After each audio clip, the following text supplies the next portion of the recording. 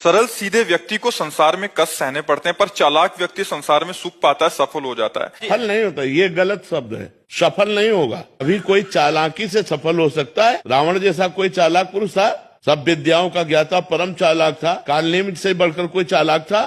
पूरी संजीवनी बूटी जैसी ही द्रोणागिरी में हर औषधि को कर दिया और साधु बनकर बैठ गया। हनुमान जी ने मार डाला, राम जी ने रावण को मार डाला, रहा न को कुल रोवन यारा। चालाक पुरुष सफल कैसे हो सकता? नहीं, सीधा सरल पुरुष कष्ट पा सकता है, पर सफल सीधा सरल सच्चाई पर चलने वाला हो। जैसे धर्मराज युधिष्ठिर बिल्कुल सीधे थे, यहाँ तक इतने सीधे थे कि युद्ध क्षेत्र में कल कौन सी रणनीति है वो जाके दुर्योधन सीधे पूछ लेता था। भ्राताश्री कल कौन सा चक्रव्यूह रचना है वो बता देते थे। इसीलिए भगवान दो बैठक करते थे, एक युधिष्ठिर के साथ और एक युधिष्ठिर से अलग। युधिष्ठिर के साथ जो बैठक की वो चक्रव्यूह रचना ही नहीं होगी, क्योंकि वो दुर्योधन को पता हो। इतने सरल थे कि वो आके पूछ लेते, वो पूरी बात बता देते थे। तो आप देखो विनाश किसका हुआ? चतुर चालाक, जिसके साथ शकुनी, दुशासन, कर्ण, दुर्योधन के साथ इतने चालाक, चालाकी की हद थे ये लोग। तो क्या ये लोग सफल हुए?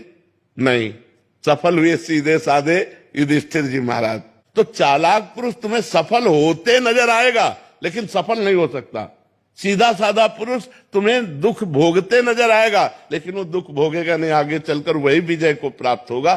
थोड़ी यात्रा ऐसी है जिसमें संशय हो सकता है देखकर कि बेईमान, दुष्ट, चालाक, कपटी पुरुष उन्नति को प्राप्त हो रहा है और धर्मात्मा, ईमानदार दुख को प्राप्त हो रहा है। लेकिन परिणाम में जो सही चल रहा है उसका सही परिणाम होगा, और जो गलत चल रहा है उसका गलत परिणाम होगा पक्का।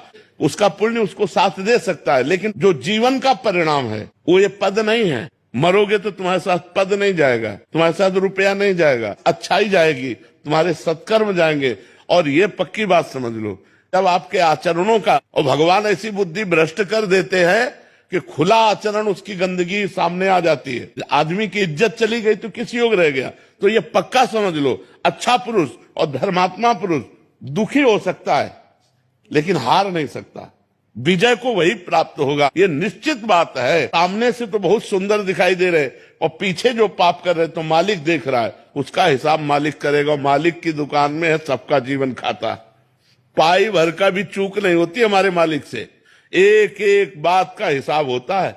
अगर हमने अंगुली भी उठाई है तो उसका भी हिसाब है कि क्यों उठाई और कैसे उठाई।